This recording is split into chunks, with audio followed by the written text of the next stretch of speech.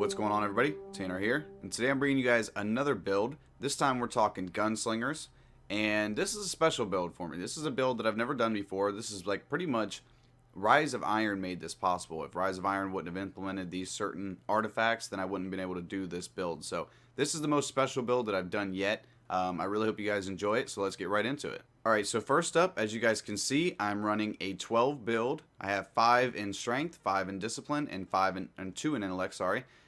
Intellect, however, is not going to be important, which is why these are stacked so high. You got 381 discipline and 330 strength. It doesn't even matter for this build because I won't be implementing intellect at all, so you'll see why that's going to be happening. So let's jump in to see what the subclass is like. Now, as you can see, I'm running a pretty decently high armor, low recovery, and high agility. So I'm basing this class upon the idea that I'm going to be running around quickly and I'm going to be eating a lot of bullets. However, I may not recover as fast as other builds, but that's okay because the high strength, or the high armor I should say, and the high agility should keep me tough through battles and should keep me the ability to run away from battles. And then even if the recovery is low, it will still allow me to recover just based on the fact that I got away from the fight and I'm in a safe location and I can now recover even if the recovery was all the way at the bottom. So first up, in the grenade tree, we're going to be rocking incendiary grenade, an explosive grenade that catches enemies on fire, causing additional damage over time.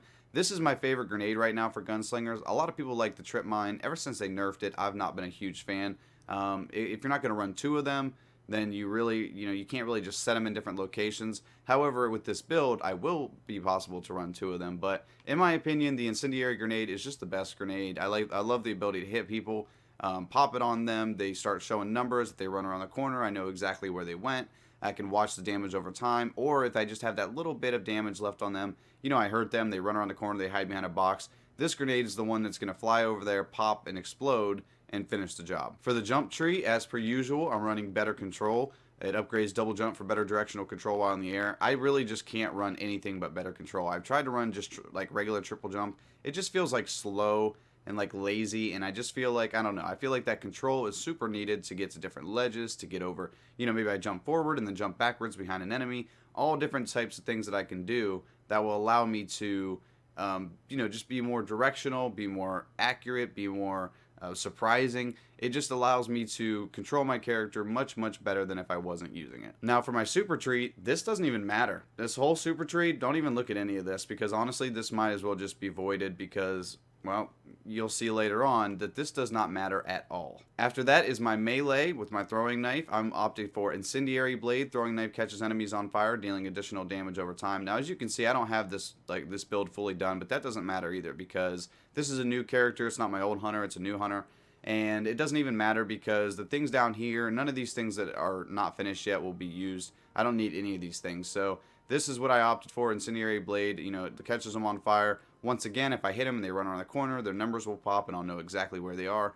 Or it's just a great way to finish enemies off. If I have them down to maybe a quarter health, hit them with this boy and it should burn them out for you. After that, I'm rocking Path Forbidden. Training focus on battle recovery and speed. This allows me to have that little bit more recovery than I had before. It was actually really low before. This gives me a little bit of recovery, but mostly what I'm emphasizing on is that speed. However, I do like the recovery because without this part of the build, it just becomes way too low and it takes way too long to get up. So this gives you a little bit decent recovery, but also gives me that speed that I'm looking for. After that, I'm rocking Scavenger. Picking up ammo reduces the cooldown of your grenade and throwing knife. Now, my grenade and throwing knife are going to be the most important things in this whole build. So I'm really trying to get those back as fast as I can. So I try to build those to max cooldowns as well as rock something like Scavenger, in which if I run over, some type of ammo, then it's able to pick it back up. I'm able to get back into the fight. This is great for PvE. To be quite honest with you, I don't even remember seeing ammo drops in PvP. I mean, they may be there, but like I said, I don't need Golden Gun to over-penetrate targets because Golden Gun's not even in this build.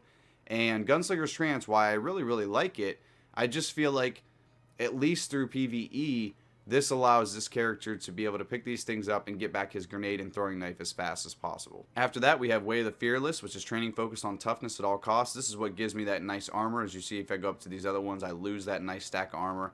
And that's just, kind of important in this build. I want to be tough. I want to be able to initiate fights and fight through them and stay alive.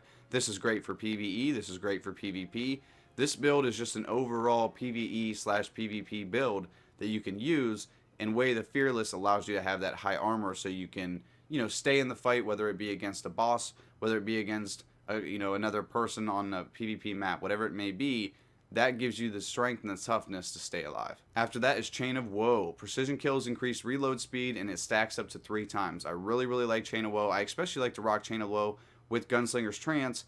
But however, like I said, I wanted the Scavenger based on the PvE concept. So Chain of Woe was important to me. I don't need Over the Horizon. I'm not using Golden Gun, and I don't need an additional throwing knife because I'm already going to have 2, and you'll see why in a second. So I definitely like Chain of Woe as my last option in my subclass. Alright, next up is the weapons. Now I'm rocking the Hawk Saw. Now, of course, this is just an initial build. None of this stuff's really important. Obviously, you might have all this gear 385, and it will still give you the same output. So I didn't even try to upgrade it. I have weapons that are way higher than this one, actually. I wouldn't say way higher, but decently higher. 359, that's the highest one I currently have.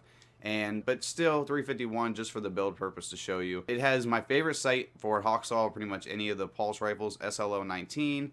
It has fitted stock, head seeker, and snapshot, which are all really good perks. This allows me to get more stability through my fitted stock. And then when I body shot people, I get more precision damage as well as snapshot. Aiming this weapon is incredibly fast. So the Hawk Saw is like my favorite pulse rifle of all time so far. I have my eyes set on a couple of new pulse rifles, especially that Trials of Osiris pulse rifle, especially the Adept version. That looks like literally a Call of Duty gun. There's no kick to it. It's just that it's like an ACR put on semi-automatic from Call of Duty. Super OP. So I really like this gun. It's just happens to be one of my favorite in the game, like the total time of playing Destiny. So definitely wanted to be rocking Hawk Saw, as well as this works with my other pieces of armor. After that, we have my 1,000-yard stare. Now this is a 352 sniper rifle, as well as it has my favorite sight, short gaze. It has last resort. This weapon handles and reloads faster when the wielder is the last living player on their fire team. Rifled barrel and firefly, which is precision kills with this weapon cause the target to explode. Now, if you guys have seen my other builds before, you know that I absolutely love Firefly. It's saved me rounds. I've clutched rounds. If you guys go back and watch my thank you for 900 subs video, inside that you're going to see a clip in which I get a double kill on a control point in a game of Trials. It ends up being I'm the last one alive.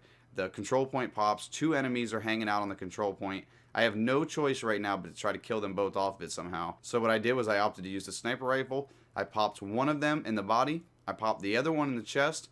That exploded him and killed the one that I popped in the body before that. So I ended up getting a double kill, clutched the round. If I wasn't able to hit those 2 shots, then I would have just literally have lost the round. There would have been nothing I could do about it. So Firefly has saved me so many times that I really just want that on every one of my sniper rifles at this point. The only thing I would swap that out for maybe is Hidden Hand to gain that extra, target acquisition. Now that the nerf has been set on the acquisition for the snipers, Firefly is the way to go. After that, we have the Gala Horn. The Gala Horn V2, Truth times 2.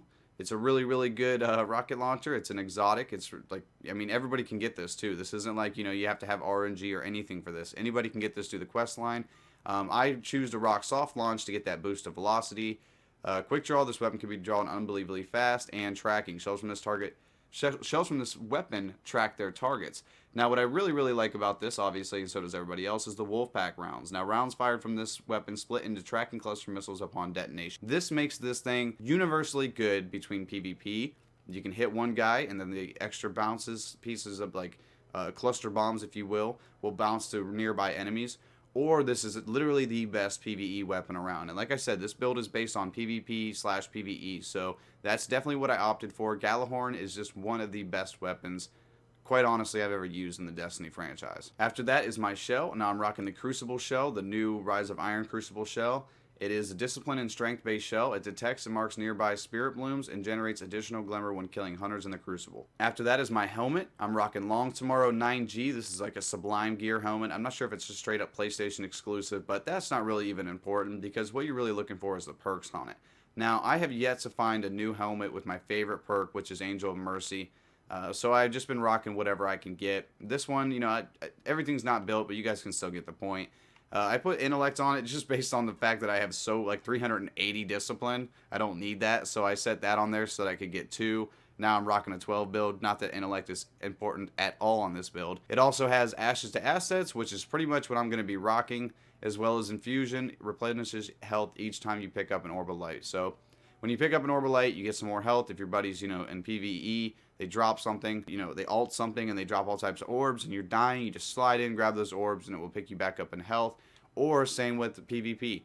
If you see a buddy ult, run behind him. If you're hurt, slide in, grab your health, and move about your day. After that, for my gauntlets, I'm rocking Raku Poltergeist 2.0. These are 352 defense, discipline, and strength-based gauntlets. Now, they increase melee attack speed, which is important to me. I need to have that pretty much on every gauntlets across all my characters, as well as Pulse Rifle Loader, which increases the reload speed of Pulse Rifles, which is why I'm rocking the Hawksaw, so that I can reload it even quicker. For my chest piece, I'm rocking Neurogas 1.0. This is a 353 defense, discipline, and strength-based chest piece. It increases the amount of sniper rifle ammunition you can carry, which is important to me because I'm rocking that 1,000-yard stare, as well as arc burn defense, reduces the incoming arc burn damage. So when you have the Stormcaller Warlocks going wild and Striker Titans going wild, this was the piece that I needed just to give me a slight edge, basically, you know, when I get hit with their grenades, maybe if I get tapped with their ult, maybe it'll keep me alive. So you really want to do this. This allows me to have, you know, the high armor, as well as this negating any type of arc burn damage. Next up is my leg armor.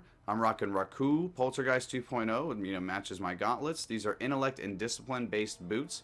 Now, I was rocking these before, so you guys will know that with these two things, they don't mean anything. You know, obviously these things are not worth it. I would rather have a rocket launcher in there. However, what was important about this build was a second wind perk. On respawn, weapon and movement speeds are greatly increased. Now, this was important to me because every time you spawn in, every time your buddy picks you up, if they pick you up, you can hurry up and get out of there before you get farmed again. So that was important to me. I really like to have that second wind. I like to move quickly. I like to spawn into a round and get to a cutoff zone, cutoff site, whatever you want to call it, much quicker than the enemy. So second wind to me is really, really good. I also like last resort a lot as well, but second wind was really good for this build. After that is my cloak. I'm rocking the Mantle of Perun. This is like a year one cloak that they brought back for the Rise of Iron. I really, really like this cloak. I thought it looked cool. I thought, you know, the perks on this one particularly worked excellent for me. So this is a discipline and strength based cloak. It increases the upgrade rate for sniper rifles, which is good because I rock a sniper rifle, even though you just pop mode to light anyways. And increases your Crucible reputation gains. That's important to me based on the fact that obviously I play Crucible all the time, and so I want to be able to increase those more than I play, you know, Vanguard to level those. Now, next up is the most important part of the build. The Memory of Fellwinter artifact. This is a Rise of Iron artifact that they just released, and this is super, super awesome. Now, what this is going to allow you to do is get the perk Fellwinter's Covenant, where you lose your super, right? And that's why I told you earlier, nothing in that subclass mattered when it came to golden gun things. But you gain one extra grenade and melee charge and a small boost to all stats. Orbs grant melee and grenade energy. Now, this is why I built full discipline and strength. That way I get my grenades on ultimate cooldowns, as well as I get 2 grenades and 2 throwing knives, which is why I wanted to have burning throwing knives, and that's why I didn't need to have, you know, that last perk where I gained an additional throwing knife, because I'm already going to have 2 throwing knives, and I'm going to have 2 grenades, and I'm going to have, you know, full cooldowns on those grenades, as well as a small boost to all of my stats. This is a super, super OP setup, right? You lose your super, which is a bit sad, but let's be honest, when you're playing a PvP match, you may only get your super one time anyways. So this will allow you to be more consistently strong and have more grenades consistently and more throwing knives consistently. It's a pretty OP thing. If you guys haven't tried this yet, I really, really recommend you try to get this artifact because I really, really like it. I upgraded the strength, not that it was really needed because both of them are so far overblown that you didn't really even need that. But this is an ability to get rid of your super with the idea that you're going to increase everything else in your build. And I love that. I really, really like the way this is set up. You guys are going to be consistently winning gunfights. You guys are going to be consistently tossing nades. You guys are going to be consistently chucking throwing knives. You guys are going to be able to do things that the other enemies don't think you have, right? Like if you throw a grenade, they're going to be like, oh, he doesn't have another one. Let's charge him. Nope. Toss another grenade. Throw a throwing knife. Oh, he doesn't have another one. Charge him. Nope. Throw another throwing knife. You have 4 things that you can use almost back to back to back. After that, down below, we have the classic S35 Aeon Glow, Happy Horn, Timeless, Terrascova. We're rocking the Celestis, maybe? I don't really know how you really pronounce that word. It's the one you got for doing the book Moments of Triumphs from year 2. Really, really cool skin. I like the way that looks. Scar of the Radgast emblem, just your Iron Banner, classic Iron Banner emblem, and the Sprinkler. And that pretty much does it for today. I hope you guys enjoyed the video. Hope you guys enjoyed the build. Hope it really works for you guys. I hope you guys can figure out what I was trying to do here. I was sacrificing my super with the idea that I was going to grow the ability to make my character more consistently good across all other elements besides the super. So I really hope it helped you guys. As always, all the links are in the description below. You guys can check out my Twitch. I'm going to be starting to stream there as soon as I start playing PvP again. I'm just finishing up some PvE stuff, getting my character leveled up higher. And then I'm going to be playing some PvP on Twitch. So if you guys would like to go ahead and follow that, all the links down below. My Twitter's there too if you guys would like to talk to me on Twitter and see what I'm doing. And yeah, make sure you guys hit the like button if you enjoyed this. Make sure you hit the sub button if you'd like to see some more. And hope to see you guys again. So have a good day. Have a good night. And the beast.